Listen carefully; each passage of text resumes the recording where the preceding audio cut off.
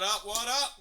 And welcome back to the Trash Talk Fantasy Football Podcast. Your host, Angelo Sandone, here with Mike Sirac, Mario Maniaci. Yo. Do you not, ever take a cue? You're not real good at that. Subscribe, motherfucker! What? Well, that brings us to our next segment. Please don't forget to like and subscribe this video on YouTube. Follow us on Instagram, Facebook, or Twitter at Trash Talk Fantasy _podcast. So we got our receivers today. I'm pretty excited. So we broke down our top 25 receivers into 5 tiers. We have some notable rookies, sleepers, bust, and our favorite mailbag. We actually did pretty good with the mailbag this week. It was pretty full. So we took Keep out asking us questions. We answer every one, whether it's on air or replying on social media. Yeah. Or just fucking sneezing while we're recording. Jesus Christ! You hold that shit in until it's over. I haven't thought about bananas. What the fuck? It didn't stop it. What, you're supposed to think about bananas? That's a real thing? No, but... Oh, I didn't know. He's always thinking about bananas. Penises, things like that. Anything that comes down the stairs. What kind of foods are shaped like dicks? The best kinds. Alright, guys, let's get into our top 25. This is going to be a separate segment, just completely on its own, and we're going to go ahead and break down the times for you guys on YouTube while we wait for Apple to allow us to post there. But the first tier, getting into it, we have 2 receivers in the first tier. We have Davante Adams, we have DeAndre Hopkins, 2 guys in the prime of their career, both 27 years old, both had over 1,350 yards. Actually, DeAndre Hopkins had 1,575 yards. Both 110-plus catches, and they do it without stud QBs on occasion to keep it honest. I love them. I don't think... Can't miss. Absolutely can't miss. These 2 guys, if you're at the beginning of your draft, especially in PPR leagues, half PPR league, like the one we're talking about, definitely grab them with them top picks. Yeah, let me ask you a question. Would you rather have DeAndre Hopkins or Davante Adams? We'll say Davante Adams since we have him number 1. Would you rather have Davante Adams or Le'Veon Bell? Adams. Would you rather have Davante Adams or Melvin Gordon? Adams. Would you rather have Davante Adams or David Johnson? Adams. Yeah. And I feel like you can make the same argument for Hopkins being in his position back and forth. The running backs you just ran off, when we did the running backs last week, they were in that second tier for us. Yep. If I ever get a chance at a running back in our first tier, obviously you got to go running back first. Running backs win championships, but so do wide receivers. Absolutely. Our favorite word. I wonder if we can get sponsored by the letter fucking A. As long as it's not the letter S. The Super Bowl's gonna suck this year. Yeah, you know what else sucks? Sucker and succotash. Mother. Alright, so Julio, Juju, Thomas, OBJ, and Evans round out the next tier. These are guys for us that we think are going to get you at least 15 points a week as their floor, with double-digit touchdowns and triple-digit reception potential for the end of the year. That's what separates them from the rest of the top 25. I feel like there's a whole different vibe here. Starting off with Julio very well could be in the top tier. It's the touchdowns. Yeah, he had 8 last year. Which is the second highest. Second highest in his career, right? He's had 8 3 times. But he hasn't had 10, which he only had double digits with 10 once. He hasn't done that since the second year. Yeah, Back in 2012. Yeah. Right, but he's still a total monster because he still had 1,400 yards in 5 of the last 8 years, and 8 years with over 1,300. Yeah, if he was cashing into the end zone, then he'd definitely be in that top tier. That's what keeps him out of this tier. But the rest of those people in this tier are here because of their touchdown potential. Fun fact. Well, not a fun fact. Fun thought. I wonder how many years, because Antonio Brown won the last 4 years prior to coming into last year as far as number 1 receiver. Julio probably would have smoked him a few of those years. Like, yardage-wise, Julio was just off the charts, Then that brings us down to Juju. Now, me and Mike seem to differ a little bit. Juju, there's our S game. Too many F's. Juju Schuster-Smith had 111 catches, 1,425 yards, 7 touchdowns, right behind Antonio Brown, who had 101 catches, 1,500 yards, and 9 touchdowns. Juju could have hit more TDs last year. Fun stat from Nick over at Big Dog Gotta Eat Fantasy on YouTube and Instagram. He pulled up a stat. He was tackled 7 times inside the 5-yard line last year. I mean, I didn't look it up, but I had Julio on my team last year. I felt like that was every game. Right? I mean, that just comes with the territory. You get the touches. I mean, you get tackled. You get targets in the red zone. You get tackled. It is a lot. These are the guys who are just coming up short, just a hair short. Now, coming in next at number 5 is Michael Thomas. I think we're all in agreement that Michael Thomas, if he was number 1 this year, not one person is surprised. No, not at all. I mean, he's got a catch rate at 85%. Catch rate at 85% last year, setting a career high, as well as in yards per game, which was 87.8, and receptions per game, which is just under 8. Yeah, and if you look at the games in the beginning of the year with Ingram out, fucking crushed it. Those first 3 weeks. Between week 1 through 3, he had 2 100-plus yard receiving games, 3 double-digit target games, 3 double-digit receiving games, and 3 games with 17.5 points or more. Here's the issue. He had the same amount of those games between weeks 4 through 17 the rest of the season. That's a problem.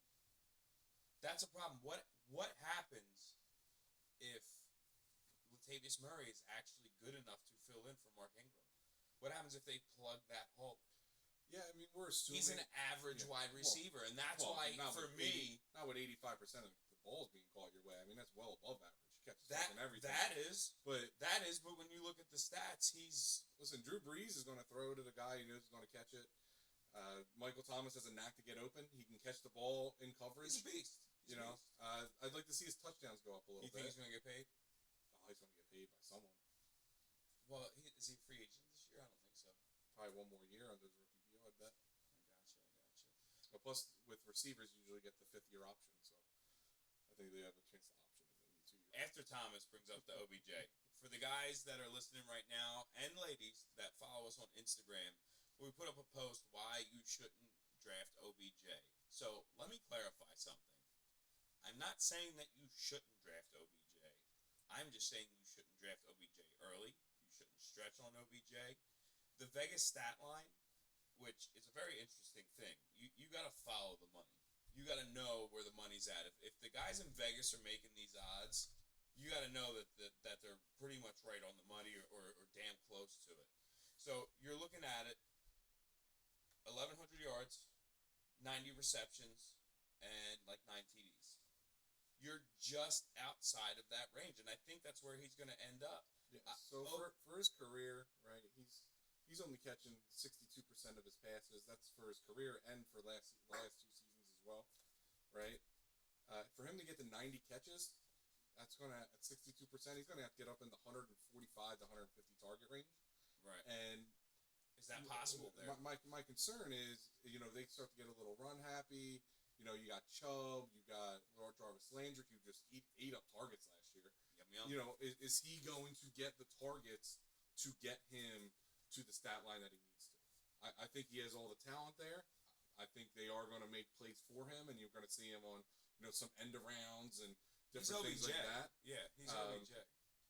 So he just needs to shut up and play some football, right? He's in the media again, making the comments about how strong, how he had to get used to catching the ball thrown so strong, trying to take a shot at Eli. Ooh, But that's also true. I mean, let's face it, Eli Manning is not in his prime anymore. Yeah, but if you can only catch 62% of Eli Manning, soft touch passes, how are you going to do against an arm like Baker's?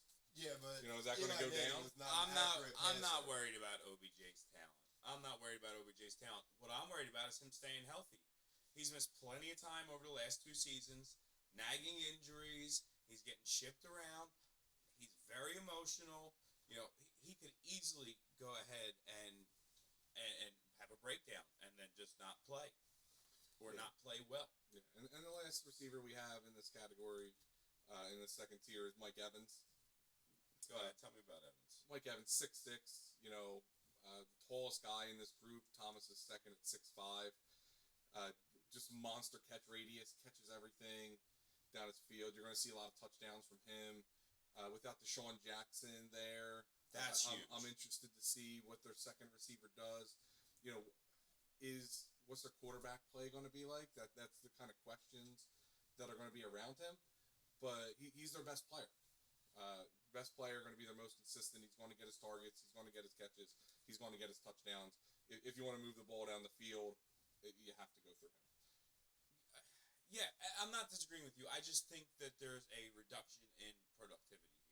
I think there's regression, not what word did I just try and use? Reduction. Oh, reduction. It was the right word. You were thinking about when Mario tried to use injection. Injection, exactly. That's what I was thinking of. Yeah, so we love him.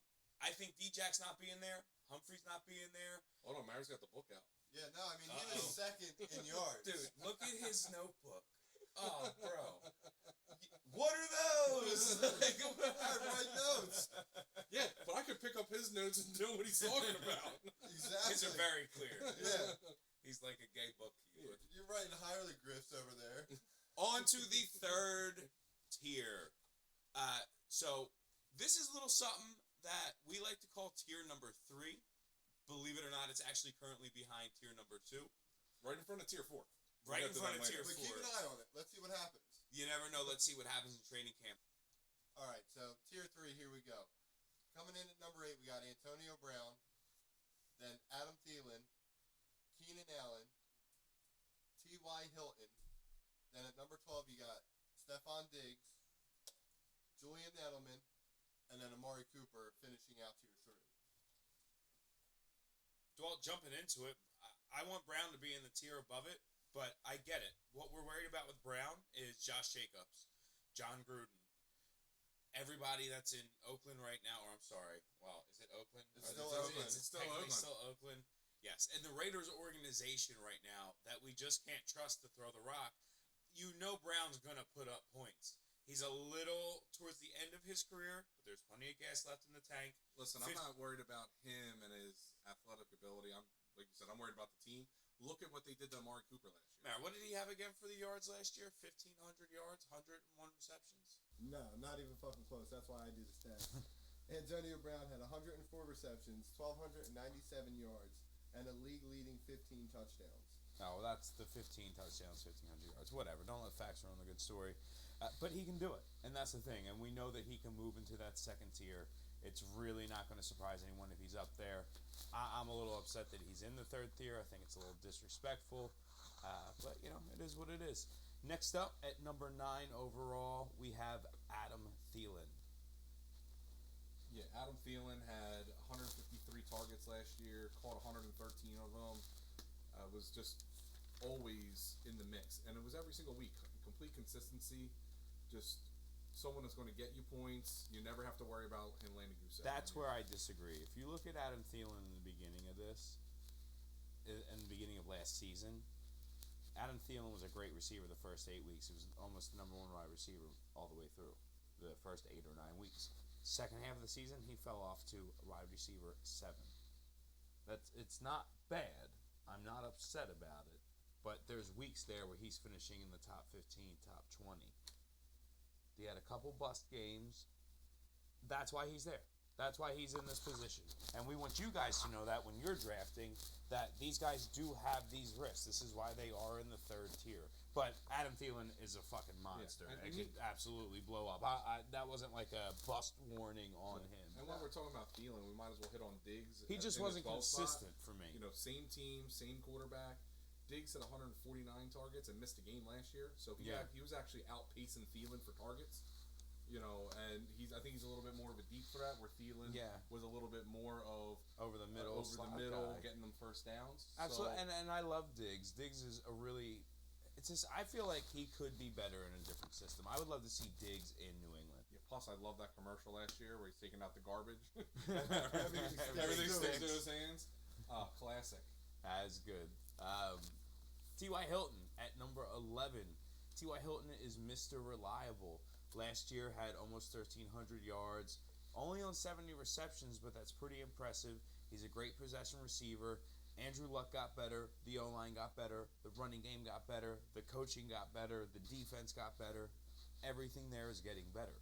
So there's no reason to think that T.Y. Hilton doesn't get better. Dante Moncrief last year, who's one of our sleepers that we're going to talk about. Dante Moncrief had the best season he's ever had behind there because they had time to pass in the pocket and the defense was able to hold their own. Yeah, and Andrew Luck, I mean, I remember watching the first 3 weeks and everyone was worried about that shoulder. He looked like he was scared to throw the ball downfield against the Eagles. They brought in the backup quarterback to throw the Hail Mary at the end of the game. Yeah. Right? So we had all this going on around Andrew Luck, and then, he just proved everyone wrong the rest of the season. So I expect him to have stronger numbers in the early point of the season than he did. So I'd say probably an extra 15 to 17 targets, putting Hilton up into that 140 range, which is where you're really seeing your top receivers. Yeah, absolutely. Once again, our favorite word brought to you by Absolutely. Next up is Edelman. We did have Diggs, but we already talked about Diggs. We skipped Keenan Allen, though. Well, I think a lot of people skip Keenan Allen.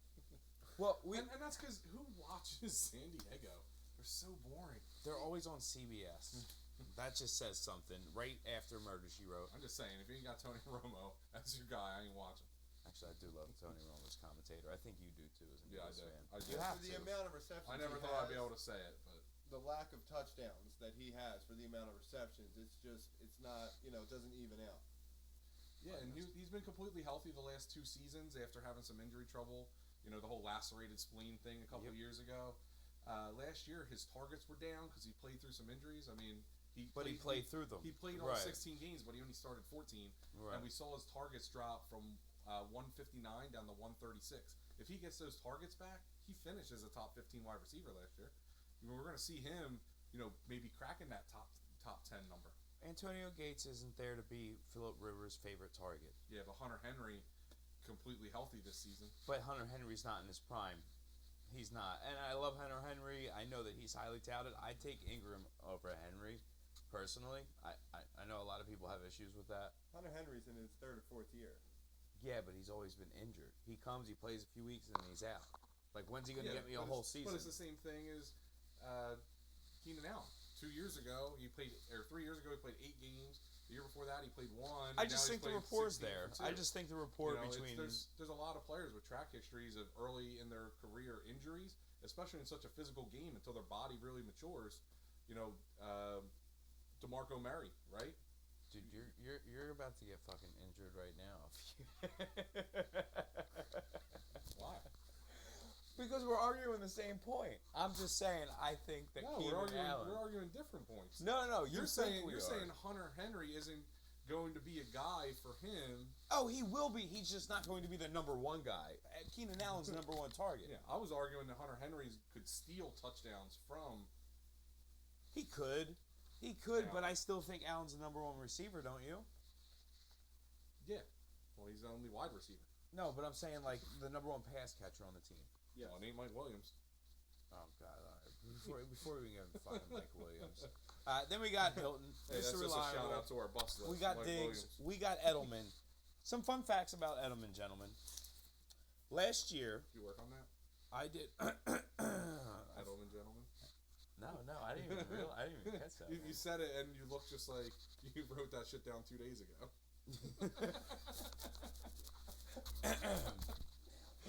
Nailed it. Dear diary. Gonna fucking sleep good tonight. Jackpot. All right, no, Edelman last year. So he had the 4-game suspension, right? Top 12, weeks 5 through 17. Best year he ever had per game. He was consistent. Consistent? He was consistent. Consistent. Running back. Yeah, running backs. That'd be a good drop. We'll save that one for later. Anyway, he was first here. He was consistent with a year full of no injuries. My fear with Edelman is that people are forgetting all the years that he was hurt before a couple of years ago. He was consistently hurt for a long time. But he's Brady's guy. He's the number 1. N'Keal Harry doesn't scare me because Gronk's not going, so I kind of feel like it's a 1-for-1 best case scenario going against my argument here. I'm drafting Edelman as a consistent guy. If I'm drafting a guy like Allen, if I'm drafting a guy like Brown, or I'm drafting a guy like OBJ, I want Edelman there as my number 2 receiver. So just a couple people ago, we talked about that 140 target number. That's this tier, right? Everyone in this tier should see that number. Last year, Edelman with 108. But he missed the 4 Minus games. 4 games. You extrapolate that's 144. And that was a beautiful word, Mike. yeah, extrapolate. Extrapolate. Love it. It's like the Just like the scrapple encyclopedia of said. words. But that gets you to 144, assuming he doesn't see a larger workload without Gronk. So that 144 could be 160, and now we're talking about him up there with Mike Evans and OBJ. If he stays consistent, that team could be disgusting. Yeah. If he stays healthy and follows through. Well, they're always going to win. The fucking division's garbage. It is. Well, it got to admit it's getting better. Wrapping this out so I can stop singing. Number 14, Amari Cooper. I love Amari Cooper this year. Okay, the obvious knock. What's the obvious knock? He's volatile. 1 week he gets you 25 points. Next week he gets you 3. Next week he gets you 50. We don't know. He could have 3 touchdowns one game or 3 receptions for 30. You have to deal with that. Getting a guy like Cooper, if you were in one of those positions where you're drafting at the end of a snake draft and you have the opportunity to draft Edelman and Cooper, that would be a great 1-2 punch because now you're going to have those monstrous blow-up games from Cooper with the reliability of Edelman to come in and balance that out on a week-in, week-out basis. Cooper, okay, what's there that could be a problem for Cooper? Well, you got Randall Cobb, you got Gallup, who could be a guy that's going to come up and get some grabs. Yeah, and he got a lot of play from Dak last year. And Zeke. And made some great catches down the sideline. Absolutely. I hate the Cowboys, but Michael Gallup was the guy, as an Eagles fan, that I was worried was going to burn me deep. Nobody cares about you. No. I'm sorry. That was Shaft. Shaft. That's just Cowboys Eagles banner for you guys. But the issue is, or the benefit that I think, not the issue, the benefit with Amari Cooper having Randall Cobb, having Michael Gallup, having Blake Jarwin. I'm not going to mention Jason Witten more than this comment because it doesn't need to be because he might catch 7 balls next year. Or is that because he burned you in fantasy? Or is it because he burned us all as an announcer? They were calling him Knife Fingers for a while. Knife Fingers, because when he talks, he just kept talking like Edward Scissorhands. Well, it's better than JPP's Turtle Fingers. Oh. Got him! Get your nubs on chum. Yeah. Once again, I love targets. Targets are one of my favorite things to talk about when you talk about wide receivers. And last year he had 107. Sounds shitty because it was, but don't forget he split the two, between Oakland and Dallas. And once he got to Dallas, he averaged 8.5 a game. That's going to put you at 135, and he had a little bit of a slow start the first 2 weeks. So now we're looking, he's going to hit that 140 number that we were talking about, maybe 145, 150, and there's just going to production comes when the plays go your way. All right, I love it. I'm high on Cooper. Like I said, if you have the opportunity to take a wide receiver stack there, I love the Edelman-Cooper stack. As far as our consensus ranking goes, how this all falls. Our next tier is a group of guys. I love some of these guys, and I hate some of these guys, and I think it's time to be real with some of these guys. So I love Cooks. I love Woods, but we got to be real about him, and I do love Wait, Cup. you said you love Cox? I love Black Cox. Well, can't wait to go live with Cat's you guys. out the bag. You can't put Pandora back in the box, bro. Once it's out, it's out. So You better cup that cock. Cooks last year, when Cooper Kupp was on the field, actually was doing tremendously better. He saw a third of an increase on all stats across from catch percentage to target ratios to touchdowns. He was the guy. I actually think Kupp coming back. And the other thing, too, you look at the Rams playoff run last year into the Super Bowl, Cooks was putting up numbers. He was the guy. He had over 130 yards in the Super Bowl itself. You can't knock that. Cooks was the guy. I think Cooks moving forward, I don't know what happened in New England. Bill Belichick wanted Cooks, went on the record saying how much he loved Cooks. Went out, finally gets him. Cooks was great for years with Drew Brees. Goes to Tom Brady. And it's like... He was good, but it was very Belichickian in what he did. He was the smartest guy in the room. He got Cooks with 2 years on his deal, gave up the 24th overall pick, and then traded him for the 28th overall pick. And you got him for dirt cheap, and you got an entire season out of him. And if he didn't get knocked the fuck out in the Super Bowl, they may have won. They probably would have won. Absolutely. So, I think Cooks has a bounce back year. I think he had a bit of a down year because Cup was out. Cup over the middle is taking that single high coverage safety, taking that strong or that free safety that roams around with Cooks. He's going ahead and adding that dimension back into the game now to keep him him honest. If you want honest. Cooks to get you deep points, and that's what you want, it's going to come down to Todd Gurley, who we already talked about extensively last week. It's a system. It is a system there. You said the word Belichickian a minute ago. They have the Sean McVay system is very Belichickian. I think anybody could step into that and put up points. C.J. Anderson was on Except for in the Super Bowl. Yeah, but C.J. Anderson was on 3 different teams last year. All of a sudden, he goes to the Rams. It's the system. It's the system that works. Yeah, it's a great line. I mean, no matter who and you Cooks are. wasn't bad without Look, Cup. Saquon, Zeke, Gurley, it doesn't matter who you are. If you have a great line, you're going to produce. Who do you think you are, Mr. Big Stuff? And then we also have... gotta remember, Cooks has been awake for a full year now, so that helps. He was very well rested. We should have That was my favorite meme. Hey, somebody wake Brandon Cooks up and tell him he's been traded. That's a good one. I love that. We got to throw that back on the site. We got to throw that on the Instagram. That's great. So next up, we have AJ Green. I'm gonna say my piece. I'm on the record. I am a Green hater. He is in like the top 20 range, whatever. Like I'm just staying away from him. I don't even want to rank him.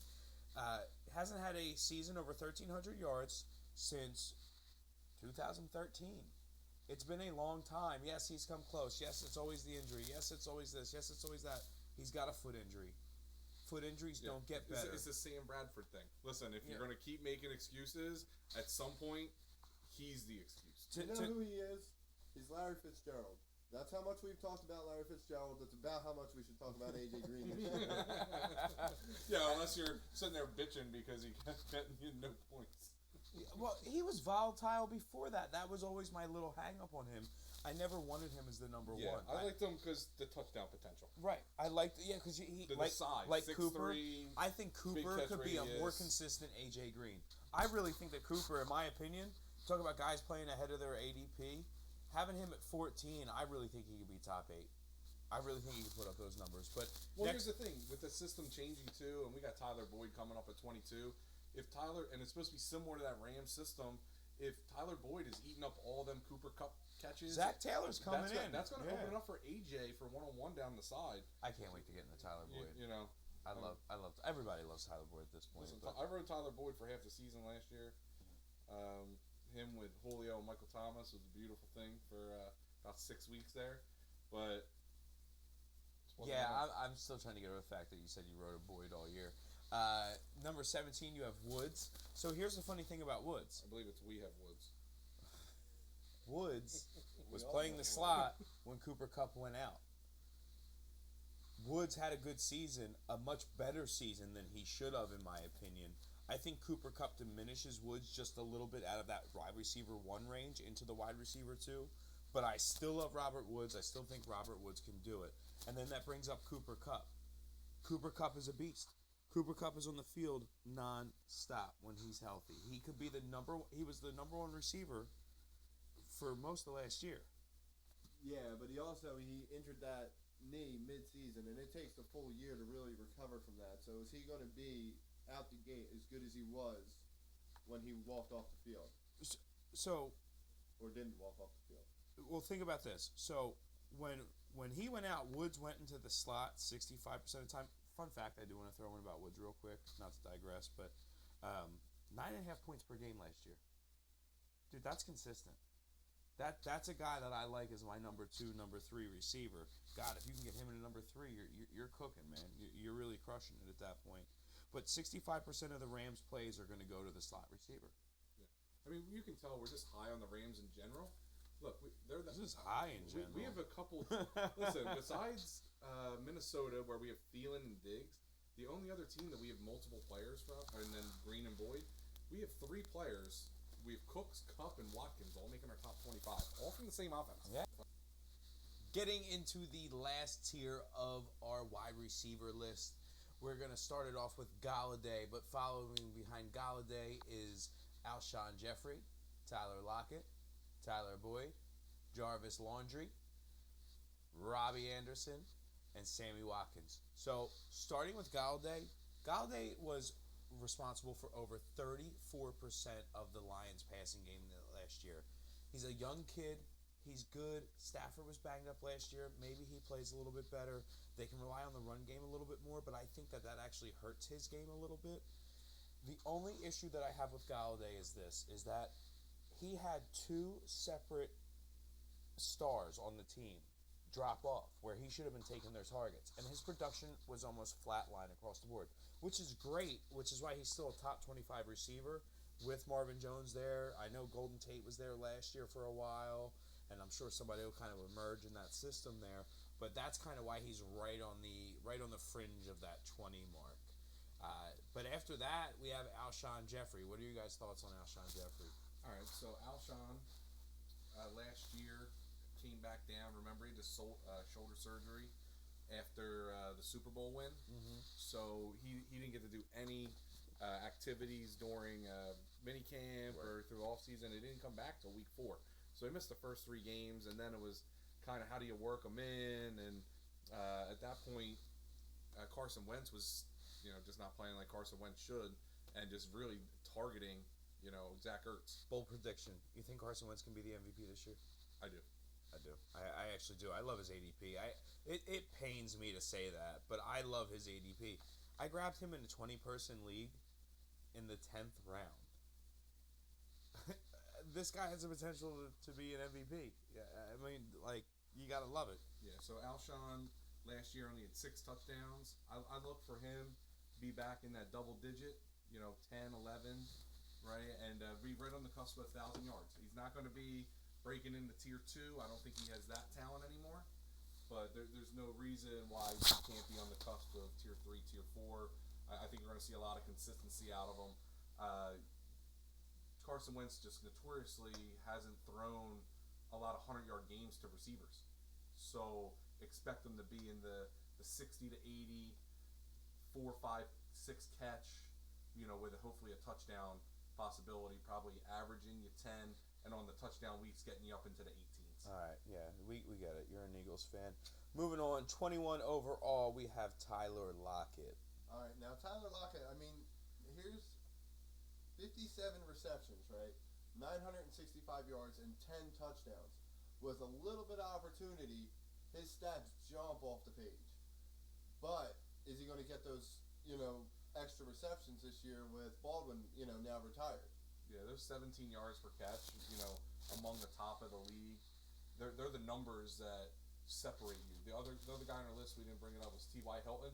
He's the same thing in that tier, 2 tiers before this. Just the bigger catches, getting that yak, really stretching that field out, getting you extra first downs, extra possessions, and him coming through with 10 touchdowns. That's the big number I'm not sure he's going to be able to hit this season. Yeah, I was a little surprised that he did pan out the way that he did last year. There was a lot of reasons why Seattle receivers always just kind of make it, but he's got something special. Well, and it was the year Russell Wilson seemed to be the most down. Right, not running nearly as much, not nearly as mobile. Do you think that changes? Do you think he starts running more? I don't know. They don't want him getting hurt. That is their franchise, and they just spent a lot of money to keep it that way. Yeah, and he was always looking downfield. That's another thing is, can Lockett get those scramble plays? Because he creates so many. Right. That's where Doug Baldwin was at his best. That play broke down. Super Bowl champ. Yeah, and him and Russell Wilson knew where to be. Yeah. And he'd just throw it. Some of them catches, I still remember some remarkable catches from Doug Baldwin last year on them 3rd and scrambles. Let's see if Tyler Lockett can step up. I think he learn has. Learn how to break when the play breaks down and really just take advantage. I think he has that, and I think that's why he did as well as he did. Moving on here, number 22 overall, Tyler Boyd. He's not a sleeper anymore. I'm just going to go ahead. I'm going to start a new segment for our Instagram. Man Crush Monday. And Tyler Boyd's going to be my first. Man Crush Monday. That was beautiful. Yeah, dude. I know, right? Songbird of our generation. It's like Fergie and Jesus. like mixed together, like two angels descended singing one harmonious note. But we have Tyler Boyd. So what's not to say? He's not a sleeper anymore. Last year in 14 games, 76 receptions, 1,026 yards, 7 touchdowns. That passing offense is trash. The good news is Zach Taylor is coming in with that new Ram-style system. I've said it once, I said it again. He is the guy. He is going to be the slot receiver. He plays in the slot 71% of the time, but he's very productive on the outside as well. Let's go over some of his games just from last year. 6 catches, 91 receptions, 1 touchdown. 6 catches, 132 receptions, 1 touchdown. 132 receptions. I'm sorry, it's 132 yards. 11 receptions, 100 yards. 9 receptions, 138 yards. 17 receptions, 85. I'm sorry. Yes, 7 receptions, 85 yards, 1 touchdown. The guy is a beast. He is the number one. AJ Green is a decoy. He may help take some number one coverage off of, but the good thing is they can move Boyd into the safety or into the slot position where they're not going to get a number one corner 9 times out of 10. Slot corners or slot receivers now are your middle tier guys, and a lot of people in this list right here are that because they're getting that one-on-one coverage with option routes, being able to pick where to run into the open spot of the field. It's a big part of Edelman's game. It's a big part of the offense that Cooper Kupp runs, and you're going to see that with Tyler Boyd. We should really do a segment on the production of just the slot receiver thanks to PPR since it's been introduced. Like it's insane. It makes the receiver position so great, but at the same time too, it still helps the guy. It's still, even though like PPR in a sense has put a premium on the wide receiver position, but the guys like Adams and Hopkins and Julio and Juju and all those guys, they can get you those 40, 50-point games. Possession receivers got to get real lucky to get those. Yeah, they're not going to go out and get the touchdowns a lot of the time. They're doing the dirty work. They're getting the first downs, but they're just not seeing the end zone. That's the guy on the outside going down. So that's your taller receivers. Your tight ends have been just touchdown machines. And the people that the quarterbacks that snake those touchdowns are Russell Wilsons, your Cam Newtons, Dak Prescott, Carson Wentz, these big, strong quarterbacks that are just powering it in. Even Drew Brees or Tom Brady with their quarterback sneaks or their little jump tucks over the line, just stealing shit from the guys that we need to get them. All right, so coming into number 23 is Jarvis Landry. I'm coming to Mario on this. I'm going to be honest. I'm a little nervous. I don't think he should be on the top 25 list. If anything, he's a major bust to me, or a potential bust. Jarvis Landry. Well, here's the thing. I mean, yeah, he was that new receiver on the new team, which we hate. And it showed last year. It took him a while to get used to things. It was a bad system. 150 targets. Yes. A lot of targets, a little bit of receptions. But they went through a head coach. They went through multiple quarterbacks. New offensive coordinator. I mean, it was change after change, and it was his first year on that team. Okay, so now we got Nick Chubb emerging. We have our new pal on the other side, OBJ. And those two, I mean, they did great at college. That's part of what made Landry. Who's the odd man out, in your opinion? Duke Johnson, I feel like, is probably an easy target, besides Duke. I'm going to say Chubb. I mean, you know. Well, the running backs are up in the air anyway because the 8-game suspension. Stop! It's a 10-game suspension. Nick Chubb is going to be the running back there. You know, can we just stop this and just put this on the board? One Smirnoff Ice. Nick Chubb is not replaced by Kareem Hunt before week 12. Right before the playoffs. Right before the fantasy playoffs. Well done, sir. One Smirnoff. All right, and that brings us up to Robbie Anderson. You know, I went off on him in our very first inaugural episode. I really just have high hopes for him this year. 2 years ago, his second season, looked like he was starting to put it together. He hit 941 yards that season. And last year, he kind of took that step back. He missed a couple games. He only had 752. The one consistent thing is he's averaged right about 15 yards a catch for his entire career. Yeah. So when he is getting catches, he's getting them chunk yards. Last year, he went 50 catches on 94 targets. I think Sam Darnold comes along a little bit more. They have this whole offseason to work together. They connect a little bit more. You see his targets go up to 115, 120. And if he catches 80 balls at 15 yards, that's 1,200 yards. And, squeaks a couple in the end zone, he's cracking that top 15. So I really think that's the way this season goes for Robbie Anderson. It's a make or break season for him. I like Robbie Anderson. See, here's the thing with Robbie Anderson. Everyone was expecting the sun and the moon and the stars. Adam Gase is going to do a pretty good job this year, I think, as their guy, as their coach, just like he did when he was early on in Miami. A lot of those situations are similar. Now, the real question is Robbie Anderson going to be the guy in 3-4 years? Long-term dynasty, keeper leagues, things like that. Robbie Anderson might be knocked down a peg because we don't really know. But I think for the next year or two, Adam Gase is going to lead that team to some wins. Darnold's going to mature. Anderson's going to mature. You have Le'Veon Bell. You can't have a better pass blocking black. Blocking black? It's not that he's black. It's just that he's a pass blocker. God, I'm not racist. Moving on to number 25, Sammy Watkins. Sammy Watkins is also Coming by from the Black Republican Club. Also of the African American persuasion. That has nothing to not that. Who's he persuading? My man Sammy W. That's because we're friends. Captain February. Captain February. I hear his golf score's gotten a lot better. Sammy Watkins, he is here because Tyreek Hill may not be there. We did not include Tyreek Hill in our rankings. You may notice we didn't want to include Tyreek Hill in our rankings. So until we know about what kind of suspension he could have or will have, we're not going to drive ourselves nuts with the bullshit. When they finally get it together, we'll go ahead and incorporate him into our rankings. But as of right now, we assume that he's not there. And Watkins is a sneaky play to break into the top 25. He's never really been, consistent, but he stayed healthy finally for a while. He's prone to be productive, and it's Pat Mahomes. The dude's a gunslinger. He's going to get the ball to somebody. All right, folks. Well, that pretty much wraps up our top 25. Real quick, lightning round. Mar, give me one name that you think could break into the top 25 this year. Oh, I can see Gallup doing it. Michael Gallup from Dallas. What about you, Mike? Sean Jackson coming back to Philadelphia. Deep threat. Carson Wentz strong arm. I like it. I'm a little bit more of a Allen Robinson fan myself. But, guys, you can hear all of our thoughts and opinions and stupid ideas about our sleepers, bust, rookies, and a little bit more of our mailbag segment on the next part of the podcast. Wanted to break this in half for you for your easy listening. You have all the times marked as well up on the top here.